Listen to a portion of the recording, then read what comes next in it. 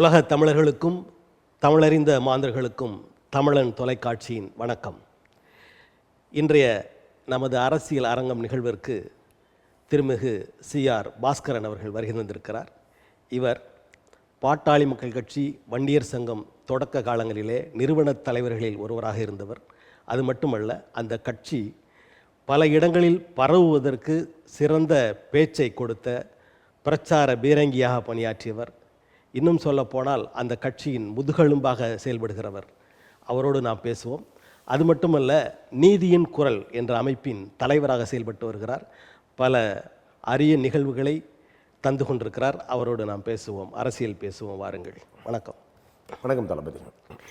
இன்றைய தமிழ்நாடு அரசியல் எப்படி போய்கொண்டிருக்கிறது உங்கள் பார்வையில்? சரியா இல்லையே? கேள்வியே சரியா இல்லையா? கேள்வியும் சரியா இல்லை, நிலைமையும் சரியா இல்லை. தமிழக அரசியலே சரியில்லை. அது குறிப்பாக தமிழக அரசியல் சரியே இல்லை. தமிழக அரசியலை பொறுத்தவரையிலே பணம் படைத்தவர்கள் இல்லை, பாட்டாளி மக்கள் கட்சியின் ஈடுபாடு அதிகம் இல்லாத காரணத்தால் அரசியல் சரியில்லை அப்படின்னு சொல்ல வரீங்களா? நான் பொதுவான அரசியலை பேசுகிறேன். பாட்டாளி மக்கள் கட்சிக்கு அதுக்கும் சம்பந்தம் இல்லை. நான் பாட்டாளி மக்கள் கட்சியில் இன்றைக்கு எந்த அளவுக்கு வேகமாக செயல்பட வேண்டுமோ அந்த அளவுக்கு வேகமாக எந்த வகையில் செயல்பட வேண்டுமோ அதை செய்து கொண்டு தான் இருக்கிறேன். தமிழக அரசியல் நிலவரம் பெரும் பணக்காரர்கள் மட்டுமே அரசியல் செய்யக்கூடிய ஒரு நிலைமை உருவாகி இருக்கிறது. அதுக்கு நமக்கு சம்பந்தம் இல்லை, நாமெல்லாம் பாட்டாளிகள். அதாவது அரசியலை பொறுத்தவரையிலே அறம் சார்ந்த அரசியல், மக்கள் நலன் சார்ந்த அரசியல் தான் முக்கியமானது. ஆனால் இன்றைக்கு பணம் சார்ந்த அரசியல், பணம் படைத்தவர்கள் அரசியல், பணம் படைத்தவர்கள் தலைமை பொறுப்பிற்கு வர வேண்டும் என்று கருதுகிறார்கள், ஆட்சியை பிடிக்க வேண்டும் என்று கருதுகிறார்கள். அவர்களுக்கு மட்டுமே இந்த ஜனநாயக வாசல் திறந்து வைத்திருக்கிறதே தவிர இன்றைக்கு தமிழக அரசியல் சரியில்லை, அரசியலே சரியில்லை என்று சொல்வதற்கான காரணம் இதுதான். அரசியல் இப்போ சரியில்லை. இப்போ இந்த பணக்காரர்கள் இந்த அரசியலில் இருக்கிறார்கள், அவங்களுக்காக தான் இந்த ஜனநாயகம் திறந்திருக்கிறதெல்லாம் சொல்கிறீங்க.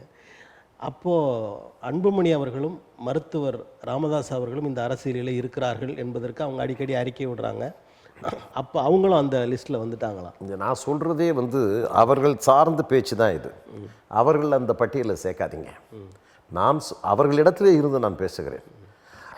மருத்துவர் ஐயா என்ன பேசுகிறாரோ, அன்புமணி ராமதாஸ் என்ன பேசுகிறாரோ அதைத்தான் இந்த பாஸ்கரனும் பேசுவான்.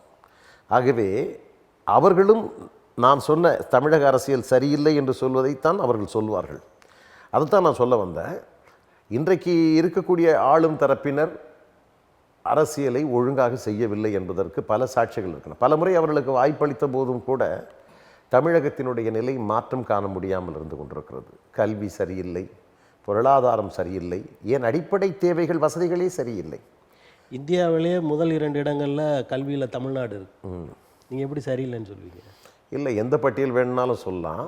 அதை நம்ம உருவாக்க ஒன்றிய அரசே சொல்லுது, இவங்க உருவாக்கலை, ஒன்றிய அரசு சொல்கிறது. தளபதி, எனக்கு எல்லாமே தெரியும். அரசியலில் முதல் பட்டியல் 2ஆம் பட்டியல்னு ஏதாவது ஒரு பத்திரிகையை கூட்டு, ஒரு பிரபல பத்திரிகையை கூட்டி, அண்ணாமலை 20,000 புத்தகம் படித்தேன் அப்படின்னு சொன்ன மாதிரி, சீமான் நான் உலகத்தையே படித்தவன் அப்படின்னு சொல்கிற மாதிரி நீங்கள் எல்லாமே தெரியுன்றீங்களா? அந்த லிஸ்ட்டில் நீங்கள் வந்துடுறீங்களா?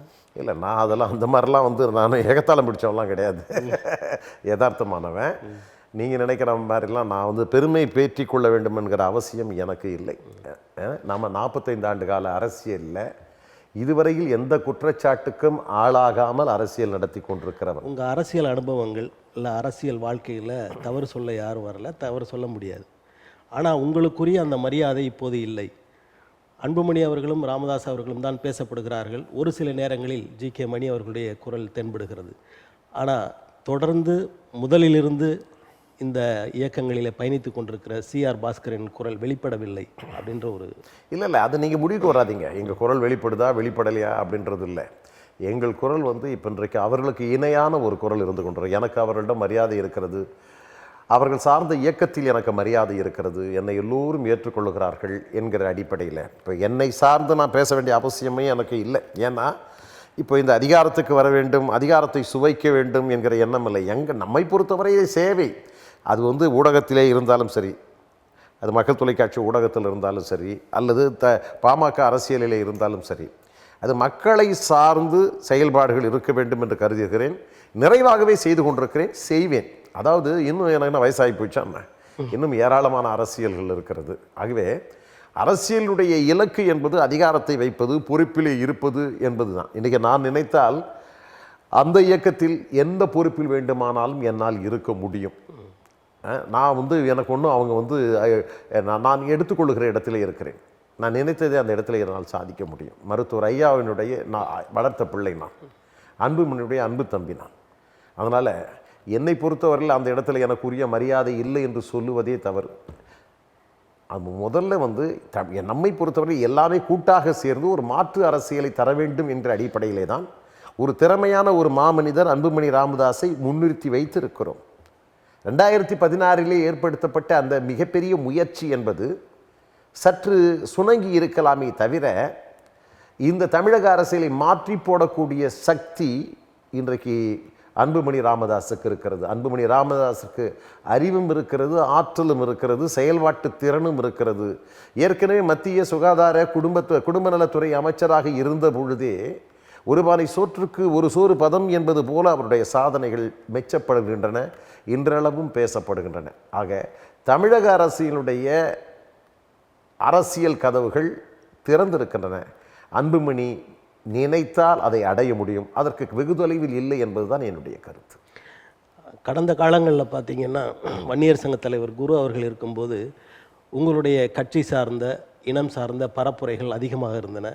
நானும் அதை கேட்டிருக்கேன். நீங்கள் பல குரல் கொடுத்துருக்கீங்க, நாடகங்கள்லாம் நடிச்சிருக்கீங்க. அந்த மாதிரியான வேகம் இப்போது இல்லையே. இல்லை, பொதுவாக அரசியலில் ஒவ்வொரு காலகட்டத்திலும் ஒவ்வொரு மாறுதல்கள் ஏற்பட்டு கொண்டிருக்கும். இப்போ ஊடகங்களினுடைய தாக்கம் அந்த காலத்தில் திமுக எப்படி நாடகங்கள், மேடை நாடகங்கள், கலை நிகழ்ச்சிகள் போட்டு வளர்த்ததோ அதே மாதிரி தான் பாட்டாளி மக்கள் கட்சியும் வளர்த்தது.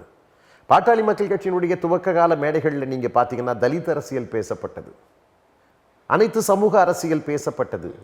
தமிழர் வாழ்வுரிமை மாநாடு என்று நாம் நடத்தினோமே, அந்த மாநாடு தமிழகத்தை புரட்டி போட்டதோடு மட்டுமல்லாமல் உலகத் தமிழர்களையே திரும்பி பார்க்க வைத்தது.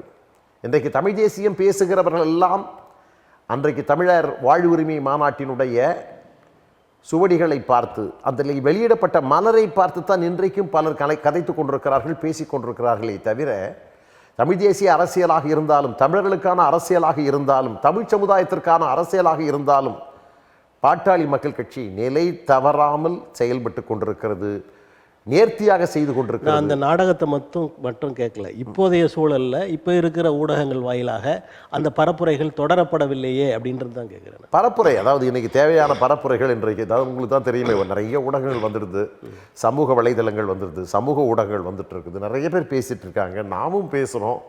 அதாவது பொதுவாக உங்களுக்கு தெரியும் இன்றைய கால அரசியலில் திராவிட முன்னேற்ற கழகத்தில் கலைஞருக்கு பிறகு ஸ்டாலின் உதயநிதி பேசப்படுகிறார்கள். மற்றவங்களாம் எங்கே இருக்கிறாங்க?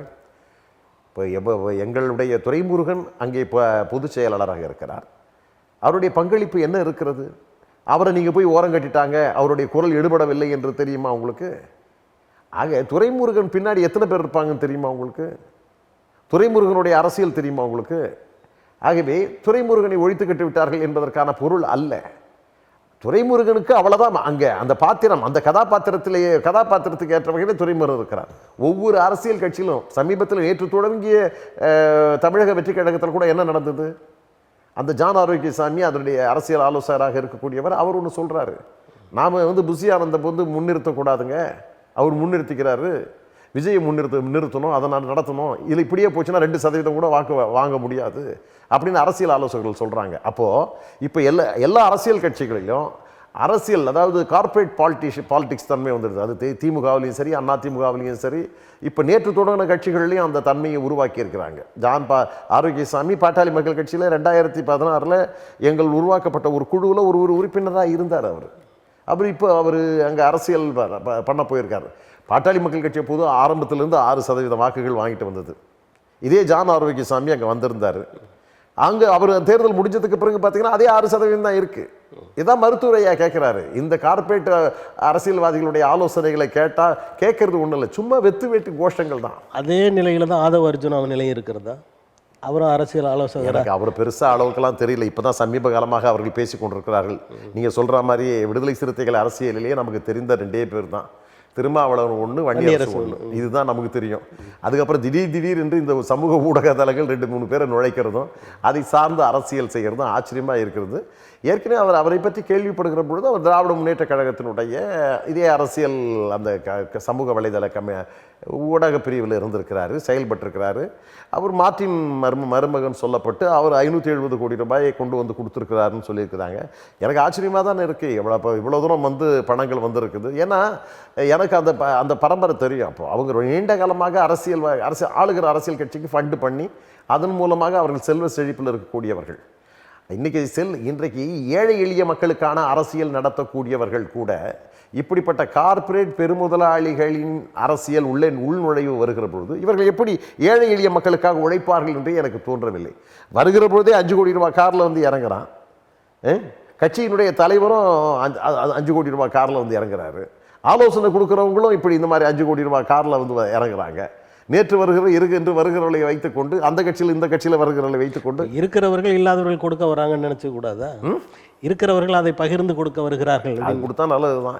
அந்த தன்மை எங்கே இருக்குது? அதாவது சின்ன மீனை போட்டு பெரிய மீன் எடுக்கிறது தான்.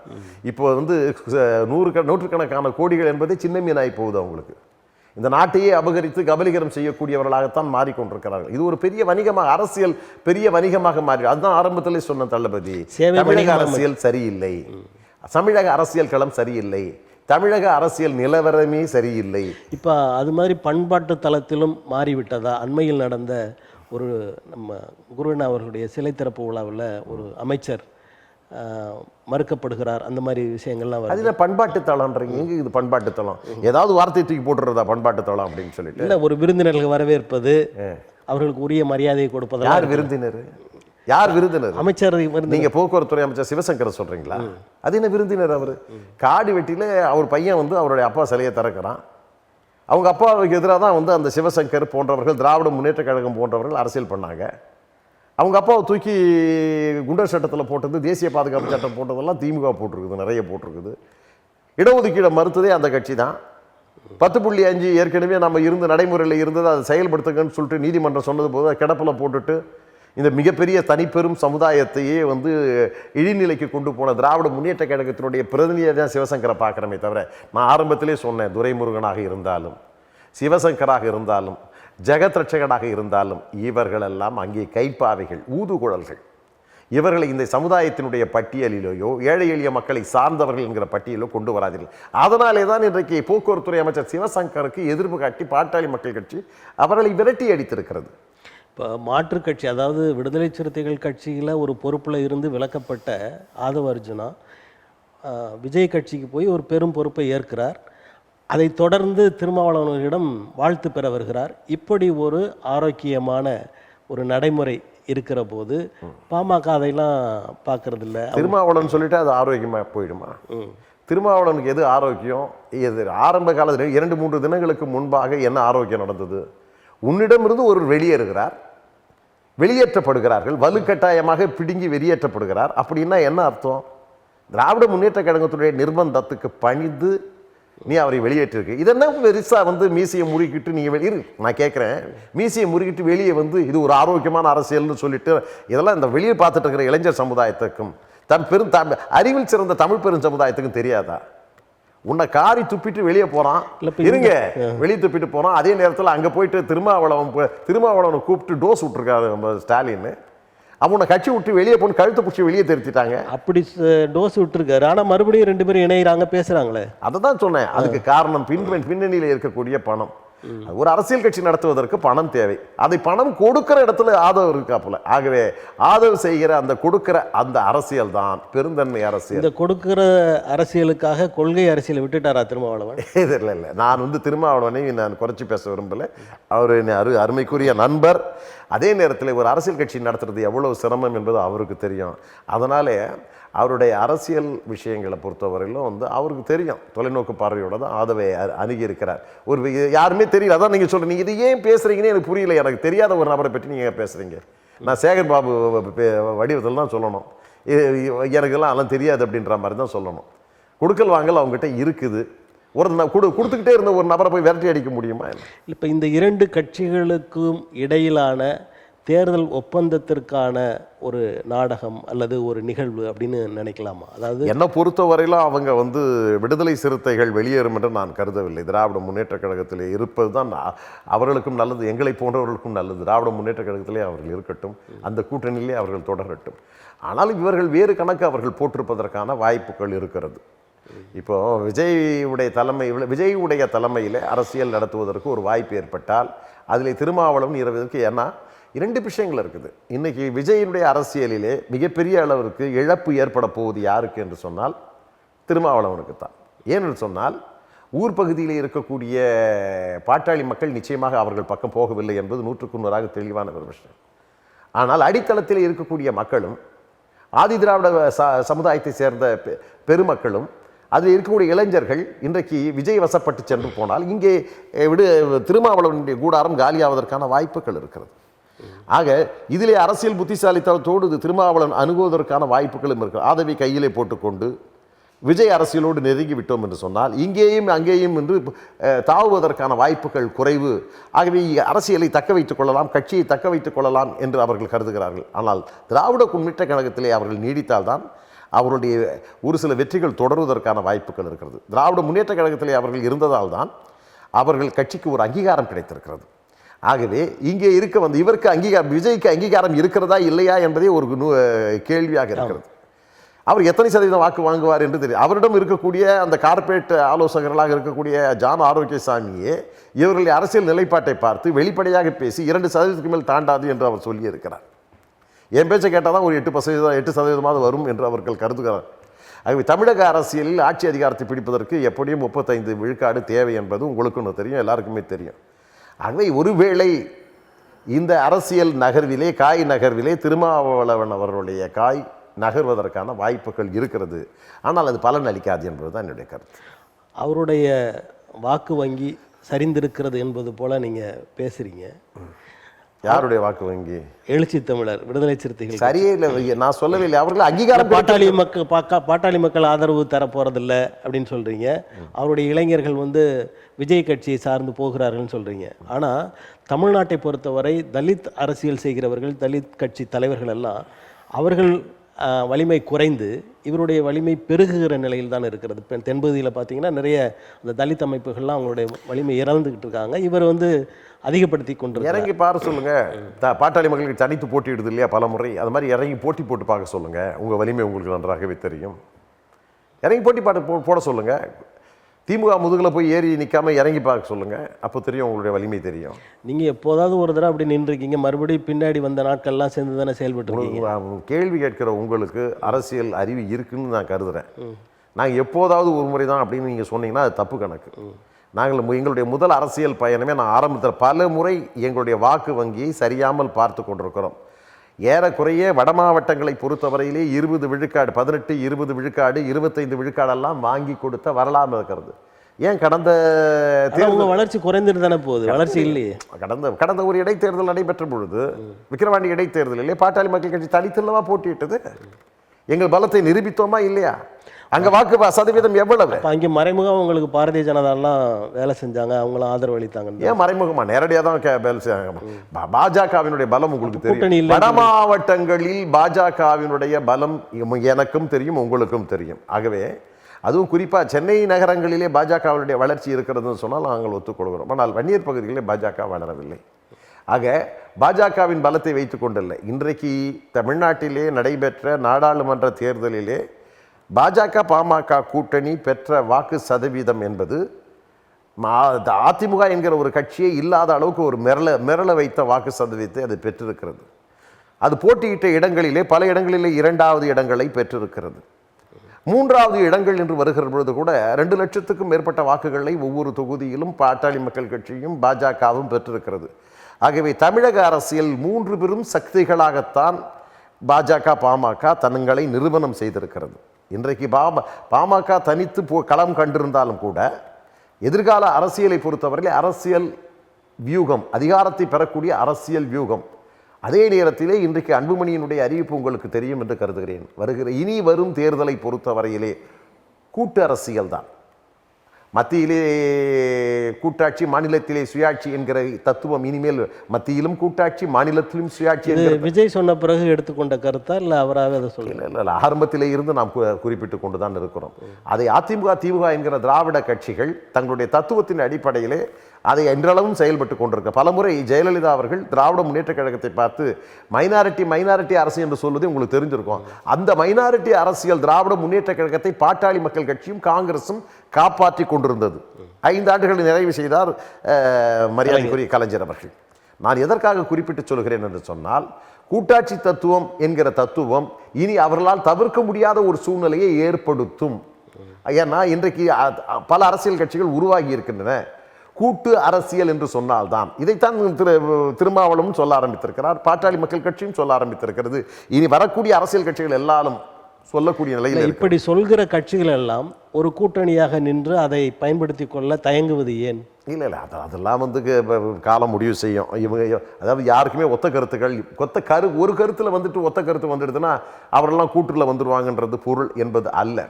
தமிழ்நாட்டை பொறுத்தவரையில் நிதர்சன உண்மை, திராவிட முன்னேற்ற கழகம் அதிமுகவும் மிகப்பெரிய அரசியல் பலத்தோடு இருந்து கொண்டிருக்கின்றன. ஆனால் இன்றைக்கு அதிமுகவினுடைய அரசியல் பலம் என்னவென்பது ஒரு கேள்விக்குறியாக இருந்து கொண்டிருக்கிறது. ஆகவே இன்றைக்கு அவர்கள் பாஜகவை பகைத்துக் கொண்டிருக்கிறார்கள், அண்ணாமலையை பகைத்துக் கொண்டிருக்கிறார்கள். எதிர்கால அரசியலை பொறுத்தவரையிலே அது சரி செய்யப்பட்டு திராவிட முன்னேற்ற கழகத்துக்கு வலுவான ஒரு கூட்டணியை அதிமுக உருவாக்குமா என்பது ஒரு கேள்விக்குறியாக இருக்கிறது. பாட்டாளி மக்கள் கட்சியினுடைய கணக்கு ஒரு பக்கம் இருக்கிறது, பாஜகவினுடைய கணக்கு ஒரு பக்கம் இருக்கிறது.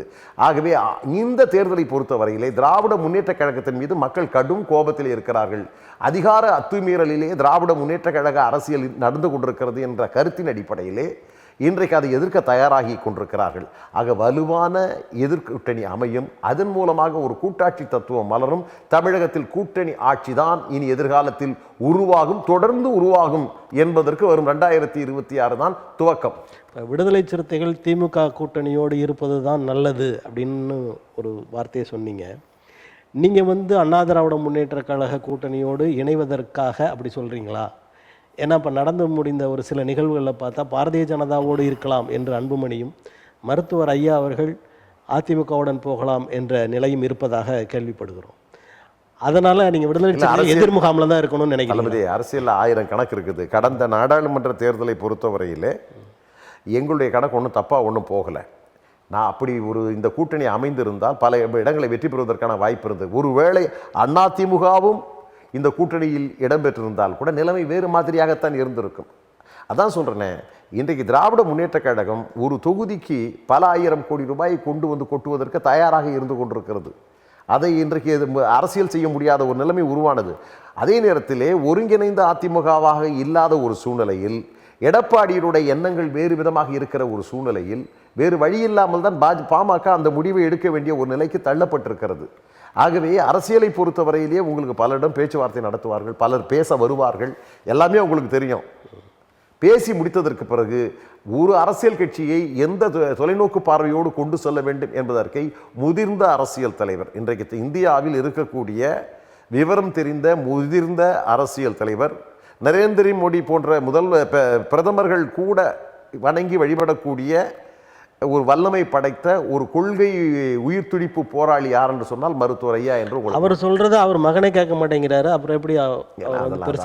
அதாவது எடுத்தன் கவிழ்த்தன் பேசுறது இல்லை, நீங்க ஒரு தொகுப்பாளர்ன்றது இல்லை, நீங்க சமூக ஊடகங்களை பேசுற மாதிரிலாம் இல்லை. அது ஒரு இராணுவ கட்டுப்பாடு, மக்கள் பேசுகிறத நான் கேட்கிறேன். அதை தான் சொல்ல வரேன் தளபதி. அது ஒரு இராணுவ கட்டுப்பாடு மிக்க ஒரு அமைப்பு. அந்த இராணுவ கட்டுப்பாட்டினுடைய அசைக்க முடியாத தளபதி யாருன்னு சொன்னா எங்க அருமைக்குரிய மருத்துவர் ஐயா அவர்கள். அது மகனாக இருந்தாலும் சரி, யாராக இருந்தாலும் நான் சொல்றது கேட்டு இருந்தா இருக்கலாம், இல்ல வெளியில போலாம். அதுதான் சரி. அதை அவரே அன்புமணி அவர்கள் இதுவே தளபதி அதை அன்புமணி ஏற்றுக்கொண்டிருக்கிறார். உங்களுக்கு எங்க கொண்டு இருக்குது? ஆமா, நீங்க செய்யறது சரிதான். அதாவது அரசியல்னு வரும்போது யாரை பற்றியும் பேசுறதுக்கான உரிமை உண்டு, கேள்வி கேட்கறதுக்கான உரிமை உண்டு. உங்களுக்கும் தெரியும், நீங்க பல ஆட்களை கேள்வி கேட்டிருக்கீங்க. இந்த நிகழ்வு பொது இடத்தில் நடக்குது, அதை பற்றி கேட்பதில் என்ன தவறு இருக்கிறது? இல்லை, நான் என்ன சொல்றேன், அது பார்க்கறதுக்கு விறுவிறுப்பா இருக்கும், பரபரப்பா இருக்கும். அதாவது தமிழ்நாட்டு அரசியலிலேயே பரபரப்பை ஊட்டிய ஒரு இயக்கம் இது என்று சொன்னால் பாட்டாளி மக்கள் கட்சி. இன்னைக்கு பாட்டாளி மக்கள் கட்சியுடைய மரம் வெட்டி போட்ட கட்சின்னு சொல்றது. இந்த மறுபடியும் இது முதிர்ந்த ஒரு இல்ல, நீங்க பரபரப்புன்னு அதுக்கு ஒரு காரணத்தை இதனால அப்படின்னு சொன்னீங்க. சமூக நீதி இடஒதுக்கீட்டு வரலாற்றிலே அரசை கவனிக்க வைத்து அரசே கொஞ்சம் கவனி, இது அறப்போராட்டத்தின் முதல்ல தெரிஞ்சுங்க, முதல்ல இப்ப இந்த அரசே மரியாதையே தெரிஞ்சு இன்னொரு முறை நீங்க மரம் வெட்டுற கட்சி எல்லாம் பேசாது. அதுவும் இந்த தொலைக்காட்சியை பொறுத்த வரையிலும் எங்களுடைய அறமும் தெரியும். நீங்க மரம்ன்றீங்க, நாங்க அறம் சார்ந்த அரசியல் பண்றோம், நாங்க மரம் சார்ந்த அரசியல் மரமும் முக்கியம் தான். முதல்ல தெரிஞ்சுங்க தளபதி, நாங்க அரசே கொஞ்சம் கவனி, இது அறப்போராட்டத்தின் பவனி. இதை அடக்கிட நினைத்தால் ஒடுக்கிட நினைத்தால் கோட்டையில் உன் கொடி ஏறாது என்று சொல்லி அரசியல் நடத்தியவர்கள். இப்ப இந்த அரசே மரத்தை வெட்டன இல்ல, இந்த அரசே தேவைப்பட்டால் எங்கள் பரபரப்பை கூட்ட வேண்டும் என்று சொன்னால், எங்கள் கொள்கை லட்சியத்தை அடைய வேண்டும் என்று சொன்னால், எப்பேற்பட்ட போராட்டத்தையும் எடுக்கக்கூடிய வல்லமை பொருந்தியவர்கள் நாங்கள் என்பது உங்களுக்கு தெரியாது. தமிழர் வாழ்வுரிமை மாநாட்டில் விடுதலை புலி தலைவர் அடுத்தவரை பேச விடாம பண்றது ஒரு இல்ல நீங்க கேட்க என்ன சொல்றேன், மரம் வெட்டுறது எப்படி நீங்க பேசலாம், அதுக்கு மன்னிப்பு கேளுங்க முதல்ல. எப்படி நீங்க கேட்கலாம்? அது உண்மை வரலாறு என்ன அது? அதாவது இடஒதுக்கீடுக்காக நிறைய சாலைகளை மறுத்தது உண்மை. முதல்ல ஆனா இந்த முதல்ல தெரிஞ்சுங்க, இந்த ஒரு இதுக்கு அந்த போராட்டத்தில் இருந்தவன், அந்த போராட்டத்தை வழி நடத்தியவன் என்கிற முகையில சொல்றேன். நான் அடுத்த இடத்துக்கு வரேன். இந்த 21 பேருக்கும் மணிமண்டபம் கட்டி அவர்களை மதித்து போட்டிருக்கிற அரசாக திராவிட முன்னேற்ற கழக அரசு இன்னைக்கு இருக்கிறது. அதை நீங்க எப்படி குறை சொல்லுவீங்க? அதனுடைய உள்நோக்கம் தெரியும், வெளிநோக்கம் தெரியும், மூலமும் தெரியும், உள் மூலமும் தெரியும், வெளி மூலமும் தெரியும் எங்களுக்கு. அதாவது திராவிட முன்னேற்ற கழக அரசியலை பொதுவா வன்னியருடைய போராட்டத்தை சகித்து கொள்ள முடியாமல் ஆட்சிக்கு வந்த உடனே கலைஞர் அவர்கள் 20% இடஒதுக்கீட்டை வழங்கினார். அன்றைக்கு வழங்குகிற பொழுது 107 சமுதாயத்திற்கு பாட்டாளி மக்கள் கட்சி இடஒதுக்கீடு வாங்கி தந்தது. ஆனால் கொடுக்க வேண்டிய கட்டாயத்திற்கு அவர்கள் தள்ளப்பட்டார், கலைஞர் தள்ளப்பட்டார். இந்த அரசியலில் ஒரு புதிய திருப்பங்களை, பல திருப்பங்களை உண்டாக்கின பாட்டாளி மக்கள் கட்சி திரைத்துறையில் கூட இலக்கணம் அப்படின்னு ஒரு படத்தை கொண்டு வந்து அதை இப்படி தான் இருக்கணும்னு ஒரு வழிகாட்டினாங்க. ஆனால் இப்போ வேறு மாதிரியாக அன்புமணி அவர்களின் மகள் கூட சங்கமித்திரை அவங்க கூட படங்கள்லாம் தயாரிப்பதாக, அதாவது அந்த படத்துறையில் இறங்கியிருப்பதாக தெரிகிறது. பெரும்பாலும் திரைப்படங்களை எதிர்த்து வந்த பாட்டாளி மக்கள் கட்சி இப்படியான ஒரு நடைமுறையை கையாள்வது ஏன்? இப்போ எதுக்கு கோவப்படுத்திட்டு இருக்கிறீங்க? முதல்ல இந்த மரம் வெட்டுறீங்க நீங்கள், இப்போ என்னடா திரைப்படங்களை வெறுத்தோம் அப்படின்றீங்க. திரைப்படங்களை நாங்கள் வெறுப்பதே கிடையாது. நல்ல திரைப்படங்களுக்கு எங்கள் ஆதரவு உண்டு. நல்ல திரைப்படங்களை உருவாக்க வேண்டும் என்பதுதான் லட்சிய நோக்கு. மக்கள் தொலைக்காட்சி ஆரம்பிக்கிற பொழுது மருத்துவர் ஐயாவுடன் நான் இருந்து கொண்டிருந்தேன். அப்போ ஆரம்பத்தில் மக்கள் தொலைக்காட்சியினுடைய நிர்வாக பொறுப்பை நான் தான் கவனித்துக் கொண்டிருந்தேன். அப்போ 100 DFD மாணவர்களை அழைத்து ஒரு கூட்டம் நடத்தி அவர்களுக்கு அப்பொழுதே பொருளுதவியை கொடுத்து ஆளுக்கு 1 மணி நேரம் டெலிஃபில்ம் எடுங்கள் என்று சொல்லி அவர்களை 100 பேருக்கும் பணம் கொடுத்து அனுப்பி வைத்து அவர்கள் திறமைக்கு வாய்ப்புகளை வழங்கியது மக்கள் தொலைக்காட்சி. அதற்கு பிறகு படங்களை வாங்கி போடுவது அல்லது புதிய படங்களை எடுப்பது என்று வருகிற பொழுது அதற்கான களமாக அமையவில்லை. ஏனென்று சொன்னால் மக்கள் தொலைக்காட்சி தமிழ் கூறும் நல்லுலகத்திற்கு நல்ல தமிழை கொடுப்பதற்கும், நிகழ்ச்சிகளை நல்ல தமிழ் வடிவத்தில் கொடுப்பதற்கும், மலரும் பூமி போன்ற விவசாய நிகழ்ச்சிகளை அறிமுகப்படுத்துவதற்குமாக அது வடிவமைக்கப்பட்டது. மக்களுடைய உரிமைகளை பற்றியும் கல்வியை சார்ந்தும். உங்களுக்கு தெரியும், தொலைக்காட்சி நடத்திட்டு இருக்கீங்க. உங்கள் தொலைக்காட்சி நடக்கும்போது உரிமம் கொடுக்கும்போது என்டர்டெயின்மெண்ட்டுக்கு 10% தான் கொடுப்பாங்க. கல்விக்காகவும் அதே நேரத்தில் பொது விவகாரத்துக்காக இன்ஃபர்மேஷன் தகவலுக்காகவும் தான் இந்த தொலைக்காட்சிகள் பயன்படுத்தப்பட வேண்டும் என்று விதிமுறைகள், அந்த விதிமுறைகளுக்கு மாறாமல் மக்கள் தொலைக்காட்சியில் அந்த நிகழ்ச்சிகள் பண்ணுகிற பொழுது நல்ல படங்கள் எடுப்பது. நீங்கள் இருந்த காலம் கரெக்டு, தொடக்க காலம் அருமையாக தான் இருந்தது. நான் அங்கே தான் இருக்கிறேன். ஆனால் நான் இருந்த காலம், இருண்ட காலம், நிகழ்காலம்லாம் பேசி ஏதாவது முதல்ல இல்லை, அந்த அளவிற்கான செல்வாக்கு இப்போ இல்லையே. நீங்கள் என்ன, அதாவது சப்பக்கட்டு கட்டக்கூடாது. இல்லை, அதாவது மக்கள் தொலைக்காட்சியின் செல்வாக்கு குறைந்து விட்டது. அதை பார்ப்பவர்கள் எந்த தொலைக்காட்சியின் செல்வாக்கு கொடி கட்டி பறக்குது? இதான் கேட்குறேன். மக்கள் தொலைக்காட்சி செல்வாக்கு குறைஞ்சு மக்கள் தொலைக்காட்சின்னு மகத்துவமான அந்த கொள்கை செயல்பாட்டு நாங்க இதை பாருங்க, முன்னணி பின்னணி அந்த டிஆர்பி எல்லாம் நான் சிஆர்பி நான் சொல்றதை கேட்டுங்க. முதல்ல இந்த டிஆர்பி விவகாரம்லாம் எங்கெல்லாம் கிடையாது. நாங்க அந்த காலத்துல அதை பத்தி கவலைப்பட்டது கிடையாது. கொச்சி நிகழ்ச்சி அந்த மக்கள் தொலைக்காட்சி துவக்க விழாக்களில் பேசின கலைஞர் அவர்களும் தயாநிதி மாறன் அவர்களே பேசும்போது என்ன பேசுனாங்கன்னா, இது யாருக்குமான போட்டி தொலைக்காட்சி இல்லை, நாங்கள் மாற்று தொலைக்காட்சி, நாங்கள் மாற்று தொலைக்காட்சின்னு சொல்லலை, மற்றும் ஒரு தொலைக்காட்சி.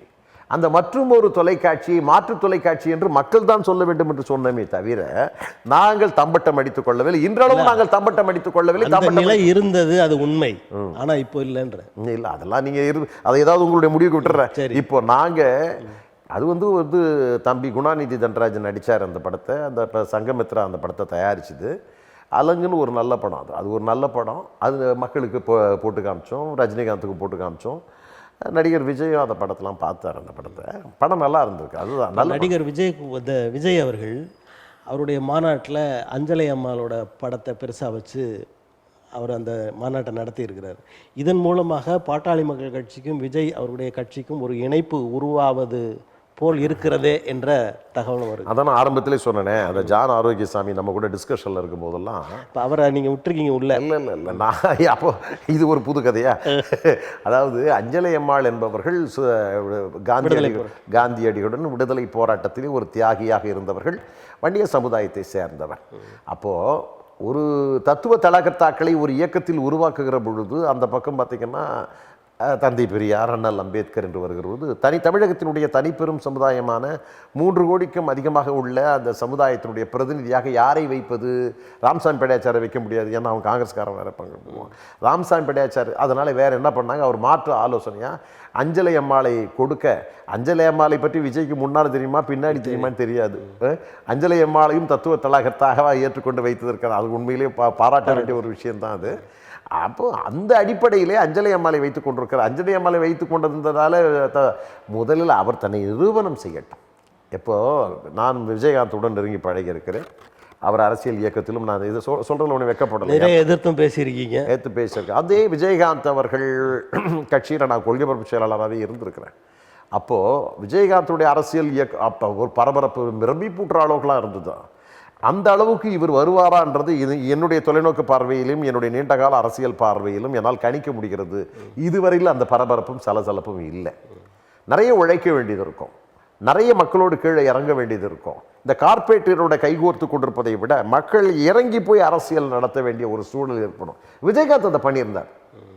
விஜயகாந்த் சின்னவரான விஜயகாந்தை விட பெரியவர். சொல்ல போனால் விஜய் கையை பிடிச்சிட்டு வந்து திரைப்படத்தில் ஒரு பெரும்பாத்திரத்தை கொடுத்து உயர்வதற்கான வாய்ப்பு அவர் அப்பேற்பட்ட விஜயகாந்துக்கு இருந்த பரபரப்பை காட்டிலும் என்னால் வந்து ஒரு 10ல் 1 மடங்கு தான் பார்க்க முடியுதே தவிர, இன்னும் நீங்கள் வந்து இறங்கி தன்னை நிரூபணம் செய்ய வேண்டும்.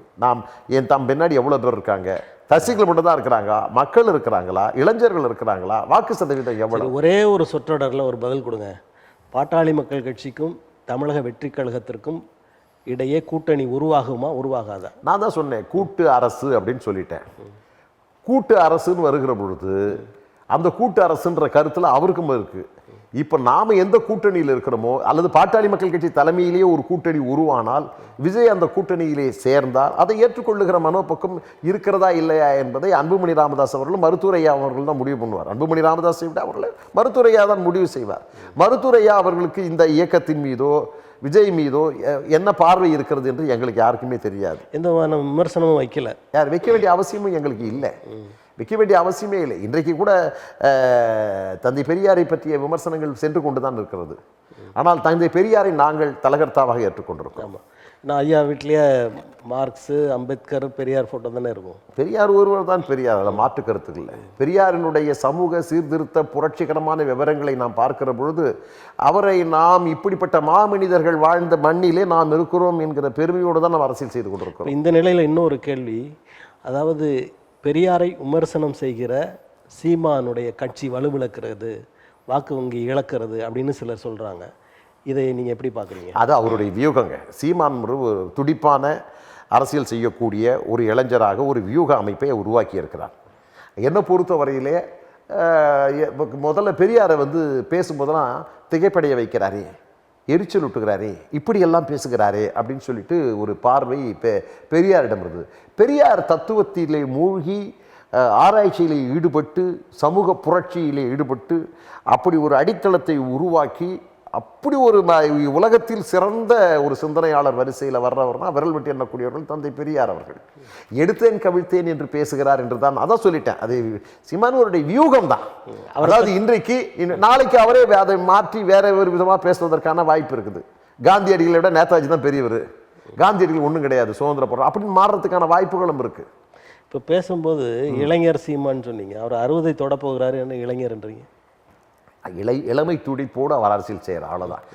எனக்கு வந்து வயசு எண்ணிக்கையை பொறுத்தவரை முக்கியம் இல்லை, துடிப்போடு அரசியல் செய்கிறவை எல்லாம் இளைஞர்கள் என்று தான் நான் சொல்லுகிறேன். அன்புமணி ராமதாஸும் இளைஞர் தானே, அப்படி தான் நான் சொல்லுறேன். துடிப்போடு அரசியல் செய்கிறவர்களை இளைஞர் என்று தான் வர்ணிக்க வேண்டும். இப்போ பெரியாரை விமர்சனம் செய்வதால் செல்வாக்கை இழக்கிறார் அப்படின்ற நிலையோடு விஜய் அவர்கள் வருகையாலும் அவரது செல்வாக்கு இழந்த நிலையில் வருகிறார், வாக்கு வங்கி இழக்கப் போகிறார்ன்ற செய்தியும் வருது.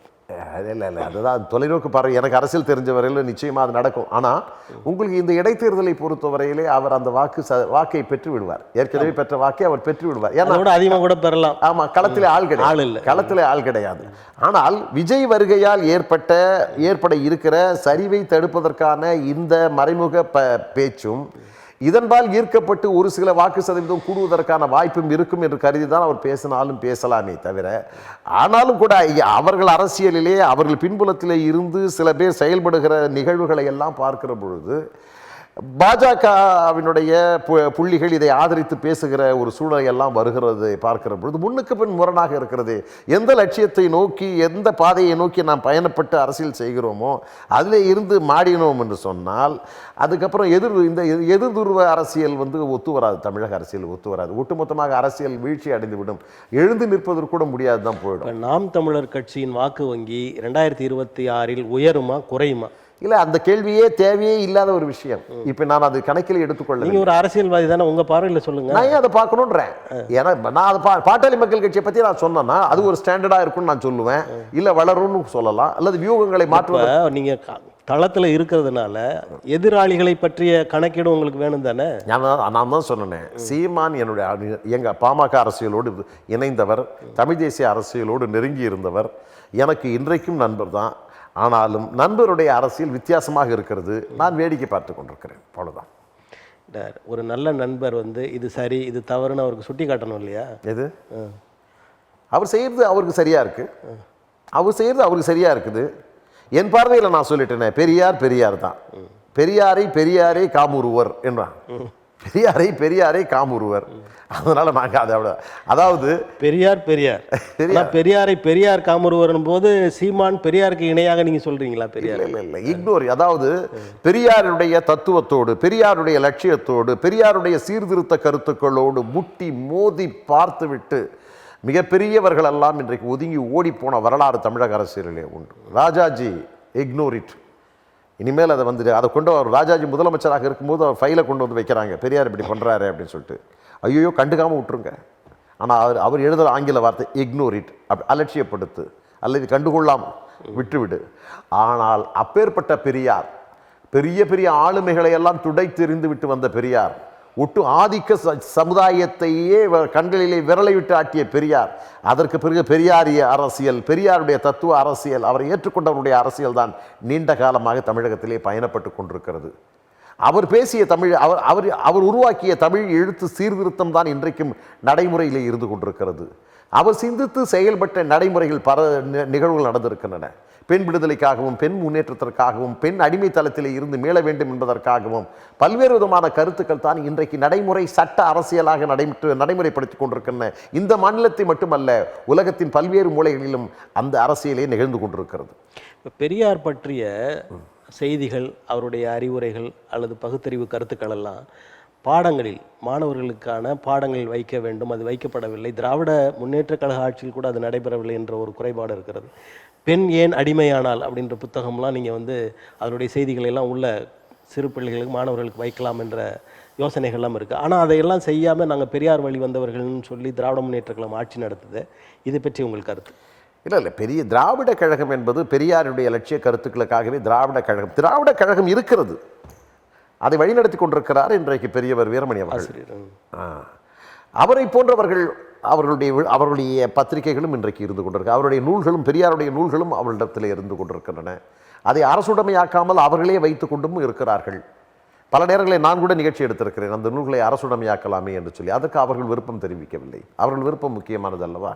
ஆகவே பெரியாருடைய அந்த அந்த நிகழ்வுகளை அங்கே அவங்க வெளியிட்ட புத்தகங்கள் இருந்து செய்திகளை யார் வேணாலும் பயன்படுத்தி கொள்ளலாம் அப்படின்னு சொல்றாங்க. நான் கூட ஒரு செய்திக்கு ஒரு புத்தகம் எழுதுவதற்கு அவங்கள்ட்ட கேட்டபோது அது பயன்படுத்துவதற்குத்தானே வச்சிருக்கோம், எடுத்து பயன்படுத்துங்கன்னு சொன்னாங்க. கண்டிப்பாக இப்போ எல்லாம் மேற்கோள் காட்டுவதற்கு அவரை பயன்படுத்தி கொண்டுதான் இருக்கிறார்கள். பெரியார் இன்றைக்கு மட்டுமல்ல, இன்னும் பல நூற்றாண்டுகள், பல ஆயிரம் ஆண்டுகளுக்கு பிறகும் பேசப்படக்கூடியவர். அவருடைய கருத்துக்கள் இன்றைக்கு இருக்கிறது, அதை மறந்துவிட முடியாது. அதாவது தான் சொன்ன உலகத் தலைவர்களில் ஒருவர். அவர் பெயரை சொல்லி நடத்துகிற ஆட்சி அவருடைய கருத்துக்களை வெகுவாக கொண்டு போய் சேர்க்கலாமேன்னு கேட்கிறேன். அதுதான் சொல்ல வரேன். இன்றைக்கு எந்த அளவிற்கு இந்த இளைய சமுதாயத்திற்கு பல விவரங்களை மறைத்து அரசியல் செய்யப்படுகிறது என்பதற்கு இவைகளெல்லாம் ஒரு உதாரணம். திராவிட முன்னேற்ற கழகத்தை பொறுத்தவரையிலும் அவர்கள் தந்தை பேரறிஞர் அண்ணா, தந்தை பெரியார், அந்த லட்சிய தத்துவ தலகத்தாவுக்கு பிறகு தான் வந்திருக்காங்க. இப்போ அவங்களுடைய இதுலேயே நீங்கள் பார்த்தீங்கன்னா 2 பேர் தான் இருக்குது. உதயநிதியும் ஸ்டாலினை தவிர வேறு யார் படமும் இருக்கிறதா தெரியல. அப்படி இருந்தால் கூட எங்கன்னா நம்ம இதை வச்சு தான் பார்க்கணும் பொழுது, மைக்ரோஸ்கோப்பிங்கில் இதில் வச்சு தான் பார்க்கணும் போல இருக்குது. அது மாதிரி தான் அவங்க போடுறாங்க. அவர்கள் முதல்ல அந்த கொள்கைகளை அவர்கள் சார்ந்து செயல்படுத்தப்பட வேண்டும். இன்றைக்கி கூட பல அரசியலில் அப்படி பேச்சு கலைஞரோட அந்த பெரியாரிய கருத்துக்கள் முடிந்து விட்டதுன்னு நினைக்கிறீங்களா? ஸ்டாலின் உதயநிதி காலங்களில் அந்த பெரியாருக்கான அவருடைய பகுத்தறிவு கருத்துக்கான முக்கியத்துவம் கொடுக்கப்படாது அப்படின்னு நினைக்கிறீங்களா? இல்லை, இது மீண்டும் பெரியாரை பற்றி நாம் படித்துக் கொள்வதற்காக, பெரியாருடைய செயல்பாடுகளை தெரிந்து கொள்வதற்காக, பெரியாருடைய லட்சியங்களை பற்றியும், பெரியாருடைய உயரிய உழைப்பு, அதனால் ஏற்பட்டிருக்கிற சமூக மாற்றங்களை தெரிந்து கொள்வதற்கான மிகப்பெரிய ஒரு நிகழ்வாக இது மாறுவதற்கான வாய்ப்பு இருக்கிறது. பெரியாரை அறியாதவர்கள், பெரியாரை ஓரளவுக்கு தெரிந்தவர்கள் கூட முழுமையாக தெரிந்து கொள்ள வேண்டிய ஆர்வத்தை உருவாக்கி இருக்கிற காலகட்டமாகத்தான் நான் இதை கருதுகிறேனே தவிர, இன்றைக்கு அவர்கள் வியூகம் வகுத்திருக்கலாம், அவரை தெரியாமல் வியூகம் வகுத்திருக்கலாம், அல்லது தெரிந்தே வியூகம் வகுத்திருக்கலாம். ஆனால் நம்மை பொறுத்தவரையிலே பெரியாரை இன்னும் நாம் அறிந்து கொள்வதற்கான அரிய வாய்ப்பாகத்தான் இதை நான் தெரிந்து கொள்கிறேன். இப்போ சீமான் அவர்கள் இதை பற்றிலாம் பேசுகிறாரு. அர்ஜுன் சம்பத் போன்றவர்கள்லாம் எங்கள் வழியில் வருகிறார் அப்படிலாம் சொல்கிறாங்க. அதற்கு எதிராக சிலர் இது நாம் தமிழர் இல்லை ஓம் தமிழர் அப்படின்லாம் சொல்கிறாங்க. இப்படிப்பட்ட சூழலில் சீமானுடைய கட்சி நிர்வாகிகள் வெளியேறுகிறார்கள், இப்படியெல்லாம் நடக்குது. இதை பற்றி உங்கள் பார்வை என்ன? என்னை பொறுத்தவரையில் இதை பார்க்கணும்னா, இது ஒரு அரசியலில் பொறுத்தவரையிலும் பேசும் பொருளாகவே இருக்க வேண்டும் என்று நினைக்கிறார்கள். சீமானும் அதைத்தான் நினைத்து கொண்டிருக்கிறார். பேசும் பொருளாகவும் பரபரப்பு அரசியலுக்கு பஞ்சமில்லாத ஒரு நாயகனாகவும் தன்னை காட்டிக்கொள்வதற்கான ஒரு முயற்சி என்பது ஒரு தற்காலிகமானதாகத்தான் அமையுமே தவிர இதையே வைத்துக்கொண்டு அரசியல் செய்ய முடியாது. இப்போ இந்த அண்ணாமலையும் சீமானும் ஒரே மாதிரியான பாதையில் பயணிக்கிறார்கள் இந்த பரபரப்பு அரசியல் அப்படின்னு நினைக்கலாமா? இல்லை, அண்ணாமலை அரசியல் என்பது ஒரு வித்தியாசமானது. அண்ணாமலை அரசியல் என்பது அதாவது அவருக்கு அவரை இங்கே நியமனம் செய்கிற பொழுதே ஒரு உயர் பதவியிலே வைத்து அழகு பார்ப்பதற்காகத்தான் பாஜகவினுடைய தலைமை முடிவெடுத்திருக்கிறது. அதற்காகத்தான் அவருக்கு பயிற்சி பட்டறையிலே கூட உள்ளூர் பயிற்சி பட்டறை போதாது என்று உலக பயிற்சி பட்டறைவர்களும் போயிட்டு அவர் கொடுத்திருக்கிறார்கள். அது இந்த சமுதாயத்திற்கு, இந்த நாட்டிற்கு பயன்படும் என்று சொன்னால் பரவாயில்லை. ஆகவே அண்ணாமலையை பொறுத்தவரையிலே இன்றைக்கு நமக்கு வேண்டப்பட்டவராக இருக்கிறார், நம்மளுடைய கூட்டணியிலே இருக்கிறார். இன்றைக்கு மற்ற அரசியல் தலைவர்களை விட, அதாவது பாஜகவில் இதுவரையில் இருந்த அரசியல் தலைவர்களை விட இவர் இருந்திருக்கார். இவர் காலகட்டத்திலே இந்த ஒரு வாக்கு சதவீதம் உயர்ந்திருக்கிறது.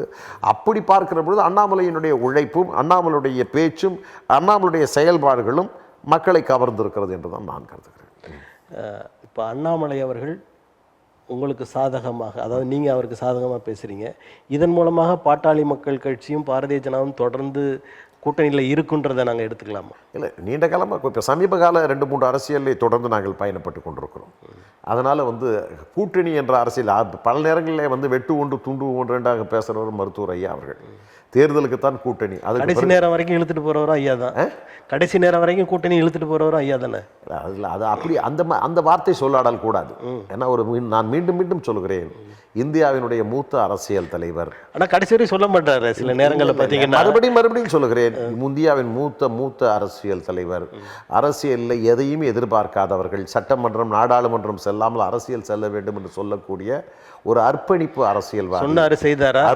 பல அர்ப்பணிப்பு அரசியல்வாதி, பல சிறைச்சாலைகளை இன்றைக்கும் சமூக நீதி காவலர் என்று இந்தியாவில் ஒருவரை சொல்ல வேண்டும் என்று சொன்னால் மருத்துவர் ஐயா அவர்களைத்தான் குறிப்பிட்டு சொல்ல வேண்டும். அவர் செய்த தியாகங்களை ஞாபகம் அறிவோம். அவர் செல்லாத ஊர் கிடையாது. ஏன், தமிழகம் மட்டுமல்ல, மாநிலங்களை கடந்து தலைநகரங்களிலே எல்லாம் சமூக நீதியை பரப்புவதற்கு ஒரு தலைவராக இருந்திருக்கிறார். விபி சிங்கும் மருத்துவர் ஐயாவும் இணைந்து அரசியல் செய்ததையும் நாம் பார்த்திருக்கிறோம். சமூக நீதிக்காக சமூக நீதி மாநாட்டு தலைமைக்கு ரொம்ப விசுவாசமா இருக்கீங்க, இருந்துகிட்டே இருக்கீங்க, அது வேற விட்டுருவோம். இப்போ வாங்க, என்ன விசுவாசம்? அதாவது இல்ல நான் சொல்றது இது குடும்ப அரசியல். இப்ப நிதிநிலை அறிக்கை வந்தது இல்ல இல்ல இது அதை விட்டுட்டு எது என்ன நாங்க என்ன விசுவாசமா தலைமைக்கு விசுவாசமா இருந்து நான் என்ன வாங்க போறேன்? இல்ல என்ன கேட்டு நான் இது பண்ண போறேன்? இல்ல விசுவாசமா ஒரு தலைமைக்கு சரியான அந்த தொண்டர் என்ற இலக்கணத்தோட இருக்கிறீங்க. உழைத்த தலைவனை நினைவு கூறுவதற்கு ஏன்னா நான் அவருடன் வாழ்ந்தவன். அவர் வளர்த்த பிள்ளை நான். அவருடைய சொந்த பிள்ளை அன்புமணியா இருக்கலாம், அவர் வளர்த்த பிள்ளை நான். எனக்கு தெரியும் அவருடைய உழைப்பு. அதனாலே அவர் உங்களை அப்படி நினைக்கிறாரா? யாரு ஐயா? அப்ப நினைக்கல நான் இப்படி பேசியிருக்க மாட்டேன். சரி, நினைக்கல இப்படி பேச. அடுத்த கேள்விக்கு வரேன்.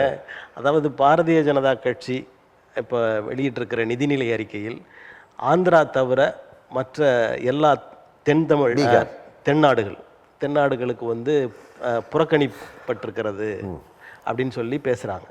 தமிழ்நாடுன்ற வார்த்தையே இல்லைன்னு முதல்வர் சொல்கிறாரு. இதை நீங்கள் எப்படி பார்க்குறீங்க? கடந்த நிதிநிலை அறிக்கையில் சொல்லப்பட்டிருக்கிற விவகாரங்களைப் போலவே இப்பொழுதும் அவர் ஒருவேளை வந்து திமுக அப்படியே எடுத்து வச்சிருக்குன்னு நினைக்கிறேன். பொதுவாக நிதி அமைச்சர்களை பொறுத்தவரையில் அவருடன் கலந்து பேசி ஆலோசிப்பது ஒருபுறம் இருந்தாலும் கூட கமிட்டி வில் பி டிசைடட்ன்ற ஒரு கருத்து ஒன்று இருக்கிறது. எப்பவுமே வந்து பார்த்திங்கன்னா அந்த பியூரோக்ராட்ஸ் என்று சொல்லக்கூடியவர்களும் இந்த நாட்டை வழிநடத்தக்கூடிய அரசியல் பிரமுகர்களும் உலக அரசியல், உலக நிதி நிலவரம், நம்முடைய கணக்கு வழக்கு எல்லாவற்றையும் பார்த்து தான் அரசியல் செய்வார். அது ப. சிதம்பரம் போன்றவர்களுக்கு நன்றாகவே தெரியும். இப்போது காங்கிரஸ்லேருந்து ஒரு கருத்து வருது, அவரும் குறை சொல்றாரு, சிதம்பரம் அவர்களும் குறை சொல்றாரு. அவர்களுடைய இன்றைக்கு சொல்லுகிறேன், திமுக குறை சொல்லும், அதே நேரத்தில் காங்கிரஸும் குறை சொல்லும், எதிர்கட்சிகள் குறை சொல்லும். எங்களை போன்றவர்களும் இன்றைக்கு நாம் என்ன சொல்லணும், தமிழகத்திற்கு வர வேண்டிய திட்டங்கள் நிறைய திட்டங்கள் இருக்கிறது, ஏன் செய்யவில்லை? தொடர்வண்டி துறையிலே நிறைய திட்டங்களை நாங்கள் ஆட்சி பொறுப்பிலே, அதாவது பாஜகவுடனும் காங்கிரஸுடனும் இருக்கும் பொழுது எங்களுடைய அமைச்சர்கள் செய்த பல திட்டங்களுக்கு நிதி ஆதாரங்களை ஒதுக்கவில்லையே, என் திட்டங்களை செயல்படுத்தவில்லையே என்று நாங்கள் கேட்டுக்கொண்டிருக்கிறோம். அதே போல் அன்புமணி ராமதாஸ் அவர்கள் சுகாதாரத்துறை அமைச்சராக இருந்த பொழுது போட்ட பல திட்டங்களுக்கான நிதி ஆதாரங்களை ஏன் ஒதுக்காமல் வைத்துக் கொண்டிருக்கிறீர்கள் என்று நாம் இப்பொழுது கேட்டுக்கொண்டிருக்கிறோம். எந்த வகையிலும் நாங்கள் இன்னைக்கு வந்து குறை சொல்ல வேண்டிய இடத்தில் குறை சொல்லிக் கொண்டுதான் இருக்கிறோம். ஆகவே இது ஒரு நிறைவான நிதிநிலை அறிக்கை என்பதை விட தமிழகம் புறக்கணிக்கப்படுகிறது, வஞ்சிக்கப்படுகிறது என்ற கருத்திலே மாற்று கருத்துக்கள் இல்லை என்று சொன்னாலும் போதிய நிதியை ஒதுக்கி தமிழகத்துக்கு வஞ்சிக்க கூடாது என்கிற கருத்திலே பாட்டாளி மக்கள் கட்சி உறுதியாக இருக்கிறது. இப்போ நேற்று நடந்த ஒரு நிகழ்வு மதுரையில் வந்து இந்த வாக்காளர் பட்டியலை வைத்து அந்த பட்டியலில் யார் யார் பேர் இருக்கோ அவங்களையெல்லாம் அண்ணா திராவிட முன்னேற்ற கழகத்தின் உறுப்பினர்கள் என்று காட்டி உறுப்பினர் அட்டையை தயாரித்து கொடுக்க போகும்போது நாங்கள் இல்லையே அப்படின்ற பிரச்சனை வந்திருக்கிறது. அண்ணா திராவிட முன்னேற்ற கழகம் உறுப்பினர்கள் சேர்ப்பு என்ற நிலையில் அந்த நிர்வாகிகள் வந்து அதை வந்து மீறி இருக்கிறாங்க, அதை தவறு செய்கிறாங்க, நாங்கள் நிறைய பேரை சேர்த்துட்டோன்னு காமிக்கிறாங்க அப்படின்ற ஒரு தகவல் வருது. இதை நீங்கள் எப்படி பார்க்குறீங்க? அது அதிமுக கட்சி விவகாரம். அது அதிமுக இல்லை, அந்த அதிமுகவோட இயலாமையா இல்லை வந்து வேற ஒரு படத்தை காண்பிக்க வேண்டும், ஒரு பிம்பத்தை காண்பிக்க வேண்டும் அப்படின்னு நினைக்கிறாங்களா? இல்லை, அது அதிமுக கட்சி விவகாரம். பல காலங்களில் இது மாதிரியான பேச்சுக்கள் நடந்து கொண்டிருக்கிறது. அதே மாதிரி பாஜக கட்சியில் வந்து பார்த்திங்கன்னா ஒவ்வொரு அரசியல் கட்சிகள்லையும் பார்த்திங்கன்னா திமுக கூட ஏன் 2 கோடி உறுப்பினர்கள் சொல்லுவாங்க, 1 கோடி உறுப்பினர்கள் சொல்லுவாங்க, மிஸ்டு கால் உறுப்பினர் அவங்க வேற அது மாதிரி ஒரு கணக்கு போட்டிருந்தாங்க. தமிழகத்துக்கு வந்து தேர்தல் பொறுப்பாளராக அமித்ஷாவையே போட்டுட்டு அப்போ நிர்வாகம் பண்ணதும் உண்டு. ஒரே மாதத்தில் 60 லட்சம் உறுப்பினர்கள் சேர்த்துட்டோம்னு சொல்லுவாங்க. இதெல்லாம் வந்து எல்லா அரசியல் கட்சிகளிலும் நடந்து கொண்டிருக்கிற ஒரு நிகழ்வு. நாம் வந்து அதிமுகவை அப்படி வந்து பெருசாக பேசுகிறத விட ஏதோ அவர்கள் வந்து அவங்க செஞ்சிட்டு இருக்காங்க இல்லையா, அதாவது மக்கள் வாக்களித்து அந்த சதவீதத்தை தான் நாம் பார்க்க வேண்டுமே தவிர இன்றைக்கு நடப்பிலே உயிர் துடிப்போடு எந்த அரசியல் நடைபெற்று கொண்டிருக்கிறது என்பதை நாம் பார்த்து கொண்டிருக்கிறோம், பார்க்கத்தான் போகிறோம். இப்போ பாரதிய ஜனதா கட்சி அண்ணா திராவிட முன்னேற்ற கழகத்திற்கு நெருக்கடி கொடுக்கிறது. இபிஎஸ் ஓட அந்த ஓபிஎஸ் அவர்கள், சசிகலா அவர்கள், தினகரன்லாம் சேர்க்க வேண்டும், அப்படி சேர்த்தா உங்களோட நாங்களும் கூட்டணி வைத்து நம்ம வெற்றி பெறலாம் அப்படின்னு ஒரு நெருக்கடியை இபிஎஸ்க்கு கொடுக்குறாங்க அப்படின்னு சொல்கிறாங்க. இல்லை, நெருக்கடிகள் பொதுவாக வந்து எடப்பாடியை பொறுத்தவரை குறைத்து மதிப்பிட முடியாது நம்ம. அதே நேரத்தில் பாரதிய ஜனதா கட்சி கொடுக்கக்கூடிய நெருக்கடிகளை எல்லாம் பொதுவாக அந்த நெருக்கடினா கடந்த நாடாளுமன்ற தேர்தலில் அந்த நெருக்கடிகளை எல்லாம் பார்த்தவர்கள் தான் அவர்கள். அதற்கும் அவர்கள் பணியாமல் தொடர்ச்சியாக பாஜக இல்லாத அரசியல் என்று அவர்கள் குறிப்பிட்டிருக்கிறார்கள். அதில் என்ன உள்நோக்கம் இருக்கிறது என்று தெரியவில்லை. இடையில நயினார் நாகேந்திரன் கூட சொல்லியிருக்காரு, நாங்கள் அமலாக்கத்துறை அனுப்புவோம். அதாவது கூட்டணிக்கு வரலன்னா.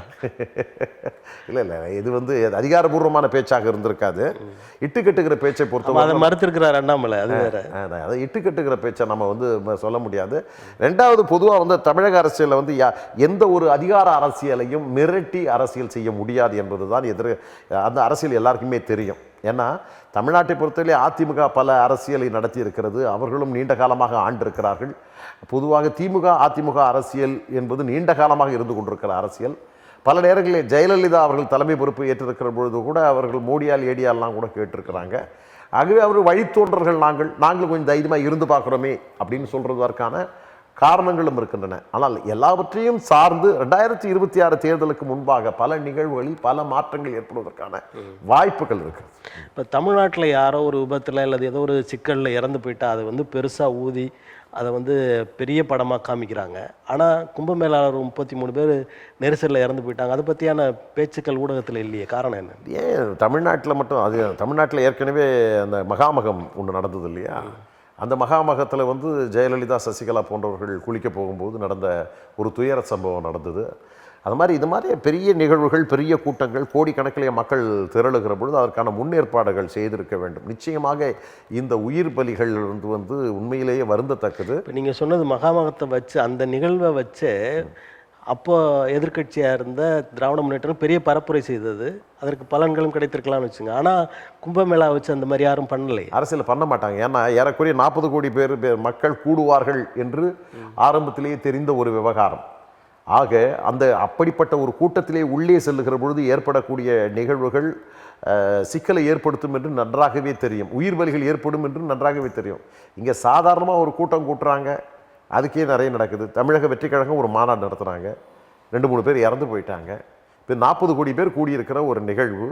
அந்த நிகழ்விலே முன்னேற்பாடுகள் நிறைய இருந்திருக்க வேண்டும். நிறைய முன்னேற்பாடுகளை செய்திருந்திருக்கிறார்கள். பார்த்திங்கன்னா ஒரு 30 மணி நேரம் அந்த இடத்துல வந்து போக்குவரத்து நெரிசல் ஏற்பட்டிருக்கிறது, அறிவிப்பு வந்திருக்கிறது. அதற்கு பிறகும் நெரிசல் ஏற்பட்டிருக்கிறது என்று உலகம் தெரிந்த செய்தியாக இருந்தாலும் மேலும் 10 கோடி பேர் குவிகிறார்கள். ஆக உலகத்தை நீண்ட காலத்திற்கு பிறகு இப்படி நடைபெறுகிற இந்த நிகழ்விலே நாம் பங்கேற்க வேண்டும் என்கக்கூடிய பண்பாட்டு நெறிமுறைகள் அடிப்படையில் இது நடந்து கொண்டிருக்கிறது. இது தவிர்த்திருக்கப்பட வேண்டும், இதற்கு முன்னேற்பாடுகள் செய்திருக்கப்பட வேண்டும். இதை செய்யாதது மிகப்பெரிய தவறு தான். 2026 தமிழ்நாட்டில் யார் ஆட்சி அமைப்பார்கள்? கூட்டாட்சி தத்துவம் மலரும். கூட்டணி ஆட்சி தான். கூட்டாட்சி தத்துவம் மலரும்.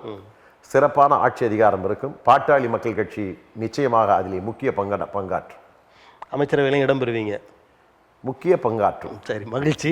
இவ்வளவு நேரம் உங்களது கருத்துக்களை தமிழன் தொலைக்காட்சி வாயிலாக மக்களுக்கு தந்தமைக்கு எங்களது நன்றி. நன்றி.